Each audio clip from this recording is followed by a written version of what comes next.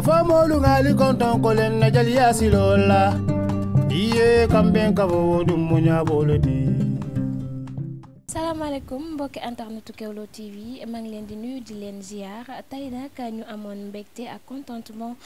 dem seeti ki nga xamante ni moo di Cheikh Oumar Tall di directeur de publication du mensuel Le Jour Al Yawmi fas yéene woon nag am ak moom ab waxtaan ci wàllum lépp loo xamante ne moo soxal Israël ak Palestine waaye tamit balaa loolu tamit dinañu indil lépp loo xamante ne moo di historique bi li waral lépp incha allah ba tax na nag xam naa sans plus tarder. dañ koy daal di nuyu rek Papa Cheikh Oumar ñu ngi lay nuyu. asalaamaaleykum wa rahmatullah maa ngi leen di fay di leen tàggal di leen wax bismillah. jërëjëf tey nag ñu ñëw amaloon ak yow waxtaan ndax ku ne gis na ni que boppa tey Israël Palestine li nga xamante ne moo di xeex bi bëri na trop yàgg na it booba tey tamit sénégalais yi ñi ngi koy gis waaye lu ci bëri tey ji amuñu ci xel mu màcc loolu waraloon nag tey suñu tànk ñu bëggoon tey ji waxtaan ak yow ci li nga xamante ni moo di historique li nga xamante ni moo di Jérusalem balaa ñuy wàcc ci li nga xamante ni moo di Israël ak Palestine. asalaamaaleykum wa rahmatullah waaw xeexu Israël ak Palestine sawar naa cee wax ndax yàgg naa cee wax ndax moo war bépp jullit mais pour ñu wax ci il faut ñu seet njëlbeen gi ak lu ko waral bu ñuy wax Palestine masjidul Aqsa moo tax maanaam la grande mosquée de Jérusalem qui est le 3e lieu saint de l'islam. Masjidul Aqsa cosaanam mooy lan ñaari dimension la première grande dimension bi mooy bu ñu ne diw jullit la c'est parce que da ngay julli ku dul jullit doo jullit yonent yàlla Muhammad sallallahu alayhi wasallam wax na ko sax ci biir hadiis nee na lii séparé jullit ak yéefar moo julli kon da nga ciy dégg ne boo julliwul rek yéefar nga yàlla na ci yàlla musal te nag julli dafa am charte am condition muy lan boo julli dafa am foo war a jublu moom la ñuy wax ci l'islam xibla bu la neexee en français direction jubluwaay. Alors les toutes premières années de l'islam direction bi xibla bi al Jérusalem la woon fa la yonent yàlla moom salaam daan jublu am na ñu ne 17 mois en tout cas ëpp na at fa la daan jublu waaye li mu fi daan jublu yëpp it xolam ak xelam mi ngi jublu maanaam mi ngi dellu Makka yàlla subhaanahu wa taala mi ngi xam ne moom aalimul xaybi wa shahadati maanaam ki xam li nëbbu ak li feeñ loo wax ak loo waxul yàlla xam na ko subhaanahu wa taala bi yàlla xamee ne yonent bi alayhi salaam li nekk ci xolam mooy Makka moo tax au cours d'une prière ñii nee nañu tisbaar la ñii ne tàkkusaan la en tout cas bu mu ci mën doon daal ñeenti julli googu ñeenti ràkka la woon 2 premières ràkka yi mi ngi ko jublu woon Jérusalem 2 dernières ràkka yi mu jublu ko Makka loolu moo waral ñuy wax Jérusalem xiblatayni mooy 2 maanaam la mosquée de 2 directions 2 premières ràkka yi dafa jublu xibla Jérusalem 2e ràkka yi mu jublu ko Makka donc loolu première dimension la ci l'islam il faut nga am foo jublu fa nga jublu nag mooy xibla ba kon la première direction de l'islam ci julli Jérusalem la deuxième dimension très importante mooy yàlla subhanahu wa taala bi muy jël yontu yàlla Muhammad sallam Makka la ko jëlee benn guddi yóbbu ko al-Quds muy Jérusalem à partir de Jérusalem nag ca la ko yëkkati nag au ciel maanaam yóbbu ko mu dem jëli julli juróom kon julli juróom yi noonu la demee c'est à partir de Jérusalem al-Quds fa la yàlla subhanahu wa taala yëkkate yontu yàlla Muhammad sallam jox ko julli yi juróom kon loolu mooy ñaari dimension yi Jérusalem am ci l'islam waaw moo tax mu nekk un lieu très important pour les musulmans. loolu nag lieu boobu nag Jérusalem boobu nag la yahudi bëgg nangu. kon daal mën nañ wax ni que Jérusalem bokk na ci li nga xamante ne moo sabablu wala boog mooy axe central li nga xamante ne moo di guerre entre Israël et Palestine. mën nañu wax waaw mais liy wóor li am ba am mooy gis nga Israël c'est un état fantôme. mosul exister en 1947 la exister par une résolution votée par les Nations Unies après la fameuse déclaration d'un député britannique ñu koy wax Balfour. kon 1947 boobu ci la ONU créé Israël ci état wu jàmbur maanaam ci terre yi jàmbur la terre palestinienne. ndax israéliens amuñu woon état. il était question ci période boobu ñu créer Israël en Argentine ou bien en Ouganda kon loolu moo lay war ne israéliens moomuñu Palestine parce que ñaari état yooyu foofu lañ leen naroon a implanté finalement ñu implanté leen ci suufu palestiniens yi. léegi loolu moo waral palestiniens yi ñoom it di guerre boobu ba tey bientôt 1 an mu nekk tamit guerre bu metti ay ñu bëri tamit di ci ñàkk seen bakkan kon mën nañ ne ñoom seen fi nga xamante ne moom la ñu moomul loolu lañ bëgg a nangu fokkati ko ci li nga xamante ne moo di waa Israël. effectivement loolu sax guerre octobre 2023 bi entre le Hamas qui est un simple mouvement de libération nationale contre Israël am na lu ko jiitoon li ko jiitoon mooy il y a eu la guerre de 1948 ci la armée israélienne dugg Palestine gund xotaal leen chassé leen génn leen Palestine booba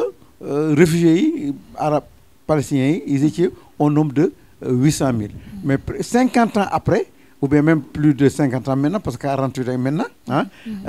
ils sont plus de 60 000 réfugiés arabes palestiniens à travers le monde.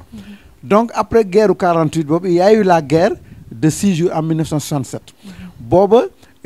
Israël jàkkaarloo ak une coalition de pays arabes muy Égypte de Gamal Abdel Nasser Irak de Saddam Hussein Syrie de Hafez al-Assad le Liban la Jordanie etc. Malgré cette coalition de pays arabes Israël gagné leen en 6 jours seulement mais c'est avec l'appui américain armement militaire etc. et appui politique aux Nations Unies kon lii tax Israël gagné woon cette guerre de 6 jours en 1967 après il y a eu une autre guerre en 1973 mu ngi koy wax la guerre de Kippour moom it toujours Israël avait affaire avec une coalition de pays arabes comme yi ma waxoon tout à l'heure Égypte Syrie etc. foofu sax ci guerre boobu Égypte avec Nasser fexe nañu ba gagner ou bien récupérer une bonne partie du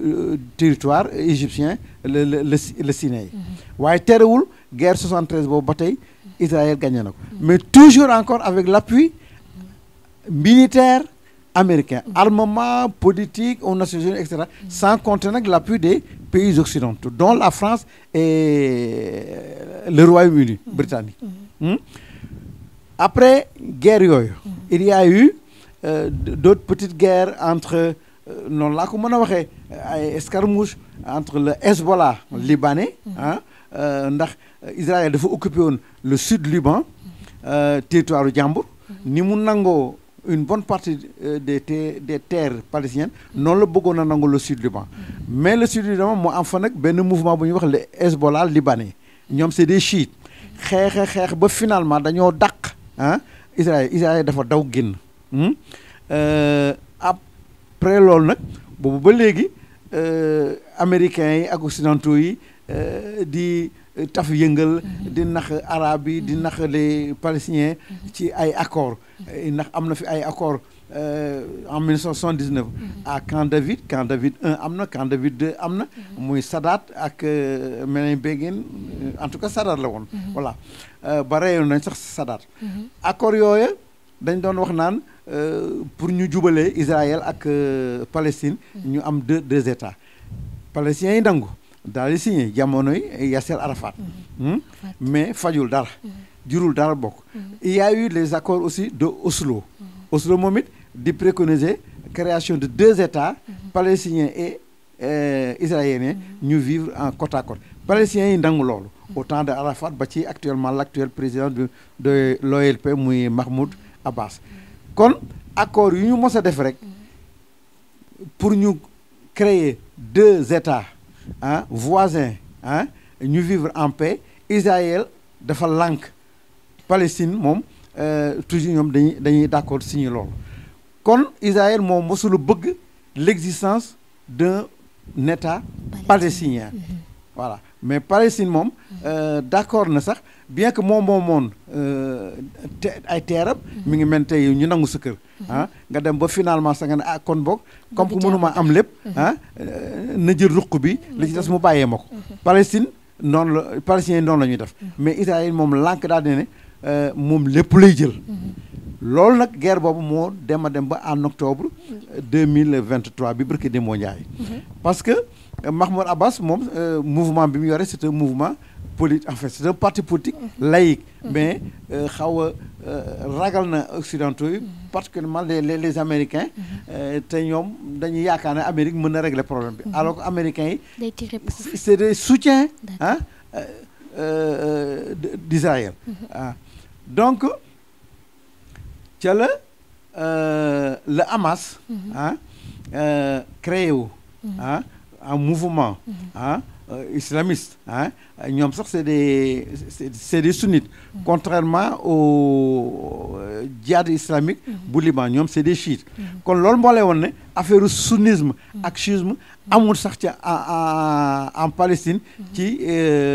affaire guerre bi contre Israël dañoo teg fële affaire sunna teg fële affaire chiite ñoom daal nee nañu ne Israël génn seenim réew jox leen seenim réew léegi nag bi ñu demee ba Hamas bi mu demee ba xam ne Mahmoud Abbas day taf yëngal rek ñemewul noonu ca la Hamas ñoom jël na xeex bi islamiser ko maanaam mu jaral leen seeni bakkan loolu moo waral la guerre d'octobre 2023 qui est une guerre légitime parce que c'est une résistance c'est une guerre de libération nationale kon guerre octobre 2023 bi noonu la demee bientôt un an malgré le soutien américain et des pays occidentaux Israël a déjà perdu la guerre parce que en un an mënoo gagner un simple mouvement de libération nationale muy la Hamas kon perte nga parce que sànq ñu ngi doon wax ne coalition en 1967 ak en 1973 coalition de plusieurs pays arabes la mais en 6 jours bu ci nekk rek Israël gagné mais cette fois-ci en un an déjà un an Israël est incapable de gagner la guerre contre la Hamas kon Israël a perdu la guerre avec les Américains donc bu ma dégluwee tey say kàddu ci li nga wax mu mel ni kon guerre bi dafa soso ci ay désaccords yu bëri avec dafa soso maanaam ci ay petites guerres yu bëri entre temps ba mujj gi mu mel ni comme Palestine dafa sës ba loolu moo waral tey jii nii mu indi benn cas de résistance pour nangu li nga xamante ne sax joxoon na ko ak néew Israël. waaw noonu la ndax li daan looy bayal bu yàggee mu say loxo guerre bi bu demee ba toll fii mu toll nii ce sont les Américains ou bien les Occidentaux parce que israéliens yi la majeure partie des Israéliens sont pas originaires d'Israël ils proviennent des pays de l'Europe de l'Est moo xam Roumanie moo xam Pologne moo xam Tchécoslovaquie ba ci Angleterre la France ñoo ñëpp israéliens yooyu yëpp foofu lañ jóge foofu lañ cosaanoo loolu da nga ciy dégg ne kon ñoom moomuñu cosaanowuñu la terre palestinien dañ ko nangu. des fois tamit da ngay for ci wewu béy ñu naan la pays occidentaux yi bu ñu bëggoon mu arrêté coow li dina arrêté waaye mu mel ni ñoom ñoo nekk ci suuf di xam papa loolu lan nga ñu ciy wax. waaw mais loolu ça se comprend. Les occidentaux enfin surtout les Européens n'ont jamais voulu favoriser ou bien laisser les Arabes palestiniens de retourner chez eux en Palestine. Parce que dañu xam ne au bout d'une seule et unique génération les Arabes palestiniens dinañu dominer les Israéliens yi jóge woon pays de l'Est ñëw yi jóge woon Europe ñëw dëkk si Israël moo tax ci accord benn résolution en 1948 ci article bu ñu wax à l'article 11 bi doon préconiser le retour des Arabes palestiniens en Palestine en Palestine résolution boobu pour wan la fumisterie Nations Unies résolution boobu c'est une simple recommandation alors que am na résolution yoo xam ne c'est obligatoire lu mel ni ki la résolution 242 ak 338 au lendemain de la guerre de 1967 résolution c'est des résolutions obligatoires kon Israël daf ko waroon a respecter mais boobu fii ma wax ak yow Israël n'a jamais accepté de respecter les résolutions des Nations Unies même si elles sont obligatoires te pourtant moom en 1948 c'est grâce à une résolution des Nations Unies que Israël a été créé. Donc c'est avec la complicité des Occidentaux des Européens moo tax guerre bi di wéy ba léegi. kon bu ñu tey jii nii li nga xamante ne tey moo doon jàmm ji wala boog jàmm ji maanaam am na ba pare mais dafa mel ni waa Israël ñoo ko nanguwul te pourtant ñoom ñu ngi ci en forme de défaite ci benn côté ci li nga wax. waaw Israël comme ni ko olof di waxee rek sàcc na. ba jàppoon ne raw na te rawagul nu mu mën a def it ba tey it pour rawale li mu sàcc da koy def kon loolu tax moom guerre bi moom bëgg ko jeexal mais par A ou par B la guerre finira un jour parce que les Palestiniens plutôt certains pays européens ils ont maintenant les yeux ouverts récemment rek mois bi passé 3 pays européens dont l'Espagne le Danemark j'ai oublié un autre pays ils ont reconnu officiellement l'État palestinien. Donc, présentement, yaakaar naa ne au moins une quinzaine de pays européens reconnaissent maintenant officiellement l'État palestinien. macha allah kon nag loolu noonu tey jii mu doon loo xamante ne nag sénégalais yi ñu ci bëri amuñu ci leerlu da ngay gis ku naa Free Palestine wala Free Israël te xamuñu woon exactement tey ji li nga xamante ne moo sabablu boobee guerre tey ni nga ci ñëwee tey ji yaakaar naa ne képp koo xamante ne tey ji seetaan nga li di nga xam ne ko ñu jugee nag foofu ñu ñëw gis la macha allah papa nga nekk alaaji boobu loolu nag ci wàllum pèlerinage ren bi macha allah tamit ñu dégg si ay décès yu bëri loolu lan nga ci ñu mën a indil ay leeral ñi naan canicule ñi joxe chiffre bilan provisoire que y a eu presque 1300 et quelques morts loolu lan nga ñu ci indil yow en tant que élage yow mi nga xamante ne da nga aji woon. waaw bala ma tontu ci question boobu damay wax benn information aussi boo xam ne moi personnellement je l'ai vécu à Jérusalem. Parce que octobre 2023 bii yàlla baaxee na ma dañu umra ji woon ñu def 4 jours Makka def 4 jours Madina après ci la ñu su agent de voyage bi ñu yóbbu woon umra ci la ñu yóbbu en visite en Israël kon dem nañu en Palestine kon dem nañu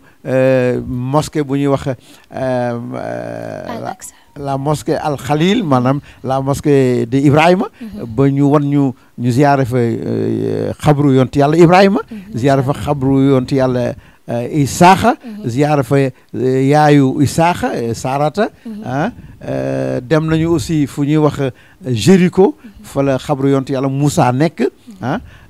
dem nañu aussi naturellement avant ñuy dem Palestine dañoo jaar Jordanie ziyaare fa ashabul kaaf maanaam les 7 dormants ñooñu yàlla nelawaloon durant des siècles bi ñuy yeewi ni ñu ko xati gannaaw bi ñu nelawee des siècles yeewu nañu te yàquwuñu daal loolu tamit kéemaan la ci yàlla waaw dem nañu tamit ziyaara yonte yàlla Shuaybu bon léegi bu ñu daan dem ci mosquée yooyu ma la wax Jérusalem Jéricho Hébron yàlla xam na ne la police israélienne et l'armée américaine dañu daan encercler jàkk yi di gundu xotaal nit ñi moo xam les étrangers yi ñëw ziyaare si moo xam les palestiniens pour nga dugg ci jàkka ji c'était la croix et la bannière mi ngi mel ni tey un voyage nga dem aéroport salle d'embarquement pour nga dugg salle d'embarquement c'est tout un problème non seulement dañu la fouiller mais barrières yoo xam ne vraiment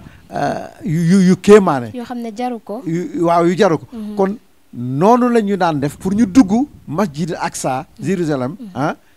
dafa mel ni mën na la jéggi siraat pour dem àjjana donc loolu yëpp israéliens yi ñu ngi koy def Palestine bon léegi nag moo tontu la ci question aji Makka avant foofu sax nga baal ma mu ñu dégg tamit nekk imam bi nga xamante ne moo doon jiite al Aqsa bi moom tamit dañ ko inculpé foofee ci Israël loolu lan nga ñu ci mën a wax papa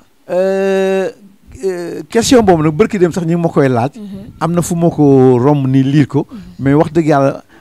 xaw ma ci lu bari mais li wóor boobu moom mooy les Israéliens maltraitent comme des animaux laa wax les Palestiniens foofu moom arabe moo ñemewu sax suqat waaw donc lii Hamas def en octobre 2013 vraiment guerre de résistance la waaw mooy li ma la wax sànq rek ci wàllu màkka bi aji màkka bi ren ñuy dégg nag ci aji màkka bi maanaam ay mort ni am na sax bu ñu demee sax ba dégg sax ñu naan ay crise de Covid dafay ñëwaat waaye balaa boobu rek dañuy waxtaanee ci li nga xamante ne moo di canicule bi ñu doon wax ne que chaleur bi dafa fooroon à un point boo xamante ne kenn mënu fa woon def dara te je crois que yow en tant que pèlerin mën nga ñu ci ñëwal bu baax loolu tey nan nga ko mën a expliquer. li may njëkk a tontu ci loolu mooy liñ naan tawaafu widaa maanaam tawaafu tàggatoo ak kaaba gi ndax boo aji Makka boo ñëwee li ngay njëkk a def mooy tawaaf xuddoom maanaam nuyu jàkka ji nuyu kaaba gi du moins kon boo ñibbi tamit da nga war a tàggu kaaba gi buñ dee nag tàggu kaaba gi tàggu yàlla la du dëgg moom la ñuy wax tawaaf le tawaf daja man malgré mon âge je suis une personne de 3e âge mais entre midi 13h la tawaf il faisait le soleil était au zénith il faisait chaud mais pas nii ko nit ñi di waxee nii ko occidentaux yi médias occidentaux yi di waxee dañ ko dramatiser amplifier ko waaw cette chaleur canicule là vivre ma ko fa dëgg la nag Makka tàng na mais dina tàng na comme Sénégal gi dina tàngaay yoo xam ne yàlla xam doy na tàngaay waal yàgg na am Makka mais nag nii fi ko nit ñi yóbbu dramatiser ko amplifier ko amu fa surtout les morts am de mën naa dem ci morts yi waaw mën ngaa dem ci morts yi parce que ñu ngi naan 1300 et quelques morts ci bilan provisoire te nee nañ bilan bi provisoire la kese généralisé guñu sax kon de duñu finaliser jamais parce que at gi jeex na mën naa wax ne pèlerin bu ñu nekkoon 10 000 xanaa peut-être 1000 a fa des ndax ñu bari ñibbi nañu léegi du dëgg moo tax ma ne kon duñu seen bilan bi il sera jamais finalisé 1000 morts yooyu comme li ma waxoon sànq laay waxaat rek dañoo dramatiser amplifier waaw ay 1000 morts amu fa man boog personnellement te fu nekk nag dugg naa fa foo xalaat dugg naa fa waaw daan def ay reportage ak it bi ziyaare mais wax dëgg yàlla 1000 morts amul waaw dëgg la nag Makka mel ku mos a aji boo jullee waxtu juróom ba pare mu xam Makka la moo xam maanaam Kaaba ga la moo xam masjidu rasul ci Medina la dañuy julli néew léegi-léegi julli néew yi mu amandoo 5 néew ñu jullee noonu ou bien 10 ou bien même 20 ça dépend te li ma lay wax les années précédentes maanaam yaa 10 ans ba daawaati jéeg du dëgg loolu moom kuy dem màkk xam nga ko mais nag miin moor yi ñu wax man de gisuma ko fa te pourtant daan naa dem ay rob dem naa rob ay yoon enterrement ay yoon Baqiya Medina dem naa ay rob ay yoon arméro ni ñu koy waxeeti Makka mais miin moor yi ñu wax ce sont les médias occidentaux encore une fois de plus ñoo dramatisé amplifié en utilisant ou bien en passant par l'appui de leurs partenaires à travers le monde yooyu yëpp dafay dugg ci cadre diaboliser l'islam parce que déjà aju Makka gi rek occidentaux yi dañ ko yàgg diaboliser di décourager nit ñi di wax ne non seulement yàq xaalis la yëfu dof la et cetera yooyu donc c'est une forme de manipulation. Non, manipulation bu ma ne diabolisation kay ils ont toujours diabolisé l'islam à toute occasion surtout nag c'est ce aj là donc encore une fois de plus je le répète que ne 1000 morts amu fa bu fa amee it enfin bu ñu ko waxee it c'est parce que médias occidentaux yi ou bien hostiles à l'islam ñooy véhiculer ces fausses informations rien que pour terrifier nit ñi. waaw ñu ne déeta waaye yemuñu foofu ñu daal di ne cas de Covid yi dafa amaat ba calculer nañ ci xawma 121 personnes ci cas de Covid 121 ou 120 personnes yoo xamante ne fii ci Sénégal la ñu wax en plus mais information boobu noonu nag Sénégal kese nga koy dégg te je crois que du Sénégal kese mooy acc donc loolu noonu lan nga ci mën a wax papa. Bon suma doom yow tontul nga ma à ma place Sénégal rek nekku fa woon combien de pays à travers le monde ñoo nekkoon ci aj ga mais retour du Covid-19 Sénégal de laa ko déggagul dégguma ko Mali dégguma ko Guinée Gambie gii Côte d'Ivoire et cetera sans compter que les pays européens ña nga fa woon mais est-ce que dégg nga ñu ne le Covid est réapparu en Europe ou bien en Amérique mais pourquoi Sénégal bëgg a singulariser wu daal di ne les pèlerins venant de la Mecque ont ramené le virus xaw ma ko Covid-19 mais c'est faux loolu déjà c'est pas bon parce que c'est stigmatiser les pèlerins apeurer nit ñi de la population te foofu y a une part de responsabilité du ministère enfin pas loolu la ma wax des autorités sanitaires sénégalaises parce que génn nañu ay communiqués te loolu ça apeure les gens en tout cas Covid bi bu retourner it kon xanaa sur la planète Terre la war a retourner mais man dégguma ko Asie dégguma ko Europe dégguma ko Afrique gi di ñaan yàlla l'islam am ndam ci guerre bi nga xam ne ñi ngi koy xeex injustement Israël di ko xeex avec l'appui américain di ko xeex injustement contre nos parents et frères palestiniens te adduna bi ñun ñëpp war nañoo xam ne Makka la ñu am la première mosquée Madina la deuxième mosquée Jérusalem la troisième mosquée mais nit ñi dañ Sénégalais surtout dañoo xaw a fàtte un peu Jérusalem te Jérusalem comme ni ma ko waxoon sànq 2 dimensions la am kuy julli da nga war a am jubluwaay maanaam xibla la première xibla ci l'islam Jérusalem la woon kon loolu rek war na tax ñu fonk Jérusalem mais surtout aussi deuxième dimension bi yonent Yàlla Muhammad sallallahu alayhi wasallam julli juróomi bi mu koy jëli yàlla da koo jëlee Makka wàcce ko al-Quds maanaam Jérusalem ci la ko doon yéegal nag au ciel jox ko juróomi julli yi kon nit dimension bi war na tax nit ñi fonk Jérusalem waaw jërëjëf Pape Oumar jërëjëf maa ngi leen di gërëm di leen sant man tamit di leen ñaanal ak yokkute amiin amiin ak barke amiin fu ngeen bëgg a yegg yàlla na ngeen fa yegg bo mu weesu seen jot allahumma salli ala Muhammad Wali Muhammad jërëjëf mbokki internetu Kéwoulo TV tey nag lii lañ leen indiloon tey nag ñu amoon mbégte ak contentement demoon seeti ki nga xamante ni moo di Pape Cheikh Oumar Tall di directeur de publication du mensuel Le Jour et Al Yawmi mu indil ñu nag ay kàddu yu wóor te leer ci li nga xamante ni moo di guerre Israël-Palestin waaye it yemul foofu indil nañu tamit li nga xamante ne moo di historique Jérusalem naka noonu tamit voyagé nañ ak moom ba foofee nga nga xamante ne moo di ca Makkatal Mukarram moom tamit mu indil ñu li nga xamante ne moo di leeral mu mel ni nag jëlee nañ ci ay jàngat yu bëri tayit du lu ñëpp wax rek moo am jërëjëf mbokki internet yi xanaa rek di leen jox dig daje ci beneen émission ak beneen ndaanaan incha allah jërëjëf.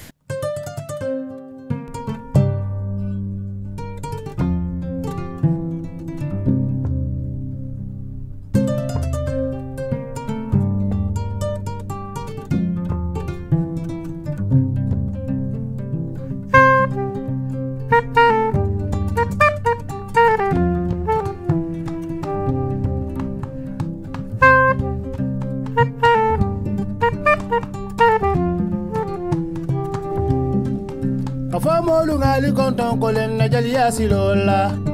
Iye kamben kabo dum munya bolodi.